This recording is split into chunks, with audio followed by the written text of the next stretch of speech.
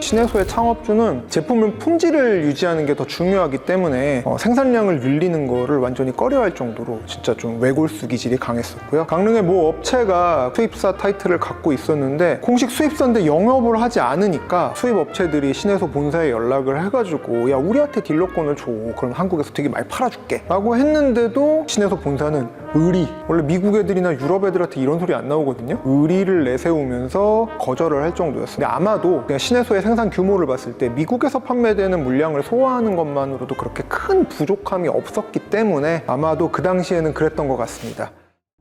슬레이어는 제 기억으로는 2013년에 서울에서 처음 설치된 실물을 봤습니다. 한 곳은 이제 나무가 이렇게 있으면 그 사이로 어떻게 간다더라 하는 유명한 카페였었고요. 다른 하나는 서교동의 코나스라는 곳이었었습니다. 여긴 뭐 지금 없어졌으니까. 근데 이 두 업체는 한국에 슬레이어가 있다더라, 그것만으로도 완전 화제거리였었죠. 처음이 어렵지 누가 한번 시도하고 나면은 생각보다 정말 빠르게 퍼져나갑니다. 하이엔드 머신이 있고 라마르조코였던 한국 시장에 2014년에 갑자기 슬레이어 에스프레소 머신이 짠 하고 대량으로 풀립니다. 심지어는 외국에서나 볼 수 있었던 각종 형형 색깔의 어떤 커스텀 모델들까지 포함해가지고 프리메라에서 이제 수입권을 이제 이어받은 모 수입사가, 원래 슬레이어는 주문 생산 모델이었었거든요. 당시에 거의 20대 이상을 한꺼번에 들여왔습니다. 이 그룹 기준으로 기본형 모델 주문하고 인도받는 데까지 걸리는 시간이 최소 6개월이었었거든요. 거기에 만약에 커스텀이 들어간다? 그러면은 10개월에서 많게는 1년 이상이 걸릴 수도 있다라고 했는데 그 슬레이어를 정말 많은 수량을 컨테이너로 땡겨왔어요. 정말 엄청난 고가였었잖아요. 만약에 안 팔리면 어떻게 돼? 일종의 도박이었잖아요. 놀랍게도 카페쇼에서 그 모델들을 다 전시를 했거든요. 초도 수입 물량이 완판했습니다. 다 놀랐으니까 바로 추가 오더에 들어갔어요. 슬레이어의 그 오너는 제이슨이라는 사람인데 아마 땡큐 했을 거예요. 네.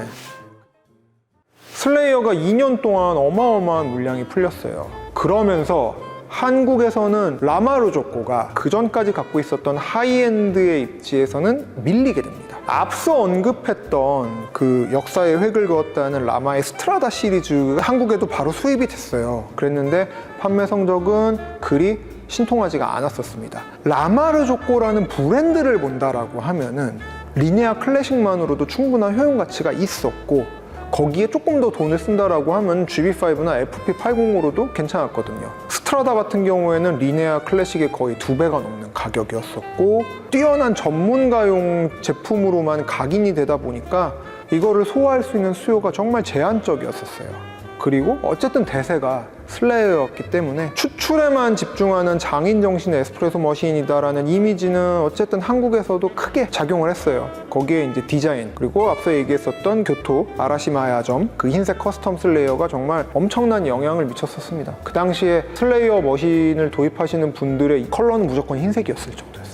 자, 원래 슬레이어 에스프레소 머신의 핵심은 니들 밸브를 통한 유량 제어보다 안정적인 온도 유지를 하기 위해 가지고 추출 보일러 이전에 프리히트 보일러라는 걸 하나 더 집어넣은 어떤 그런 구조적인 특성이었었는데, 시장에서 선택하시는 분들은 그런 거 상관없어. 그리고 또 슬레이어가 가변압 머신이라는 좀 잘못된 정보가 퍼지기도 했었어요. 디자인도 예뻐, 가변압도 된대, 최고구나 한 거죠. 이런 시장 반응에 수입사들이 정말 그때 다 화들짝 놀랐습니다. 한국에서 당시 중형 승용차 소나타 대 값이었을 거예요, 아마 그 당시에. 그랬는데 이렇게나 잘 팔린단 말이야? 아무도 예상을 못했던 거죠. 하이엔드 제품군의 이미지들 중에서 가장 중요한 이미지가 어떤 건지 아세요? 희소성입니다. 우리 카페에서 비싼데 다른 데는 잘 없는 머신이다 라고 하는 것도 하이엔드 에스프레소 머신을 선택하는 되게 중요한 이유였거든요. 커피나 기계를 좋아하시는 분들은 도저히 받아들이실 수 없겠지만 실제 시장은 그렇지가 않습니다. 이제 한 2년 정도 풀리니까 희소성이 사라지기 시작을 했어요. 많이 보이는 거죠. 어느 정도 유지는 하고 있었지만은 그 전과 같은 성장 동력은 상실을 하고 점점 이제 힘이 빠지기 시작할 무렵에 갑자기 키스반도 웨스턴이라는 브랜드가 들어옵니다. 네덜란드 금속공예가 이름이에요. 라마르조코랑 그 다음에 다른 에스프레소 머신을 금속공예 작품을 만든 게 이슈가 되고, 라마르조코에서 그거를 보고 한번 만들어봐 해가지고 제품을 하나를 만든 게 반응이 되게 좋았었거든요. 본인의 이름을 건 에스프레소 머신 브랜드로 독립을 했죠. 키스반더 웨스턴 같은 경우에는 뭐 어떤 희소성, 그러니까 이거를 한국에서 본다는 상상하기가 힘든, 오너가 금속공예가 출신이니까 디자인적으로는 거의 정말 넘사벽에 가까웠었거든요. 이 키스반더 웨스턴 역시 수입이 안 되고 있었던 건 아니었었어요. 기존에 수입사가 있었는데 규모가 작은 회사다 보니까 뭐 마케팅이라든가 영업적인 측면에서 힘을 크게 발휘 못해가지고 존재감을 못 드러내고 있다가 이제 머신 시장의 큰손 다른 업체 하나가 우리가 이거 할 거야 하면서 상황이 급변합니다. 슬레이어에 대한 어떤 이런 게 조금 대체제를 찾고 있던 찰나에 갑자기 키스반더 웨스턴이라는 게 딱 튀어나온 거죠. 2010년 중반에는 하이엔드 머신의 어떤 그 강자를 키스반더 웨스턴이라는 머신이 독차지를 했었고, 디자인 같은 걸 되게 중요시하는 대형 매장이라든가 아니면 스페셜티 커피를 추구하는 업체들은 일단 키스반더 웨스턴의 스피릿을 선택할 정도였었습니다.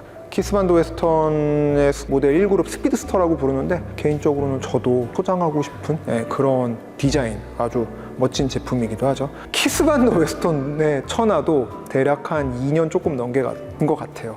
많이 보이기 시작을 했어요. 그러던 찰나에 얘가 짠 하고 등장을 합니다. 근데 아까 제가 얘기했잖아요. 강릉의 모 업체가 사실 되게 오래전서부터 이거의 에이전트였었다고. 그랬는데 신혜소 코리아가 출범을 하고 이제 대한민국의 하이엔드 에스프레소 머신 시장의 바턴을 이게 이어받게 되죠. 이와 관련된 이야기 및 신혜소의 리뷰까지 다음 편부터 설명해 드리도록 하겠습니다. 감사합니다.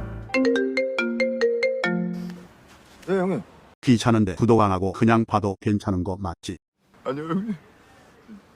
죽을 것 같습니다, 형님. 한 번만 살려주십시오. 영상 감질나게 끊을 거야. 자꾸 빨리 올리란 말이야. 죄송합니다. 제가 죽을 죄를 졌습니다. 구독 꼭 눌러줄게. 힘내라. 형님, 감사합니다.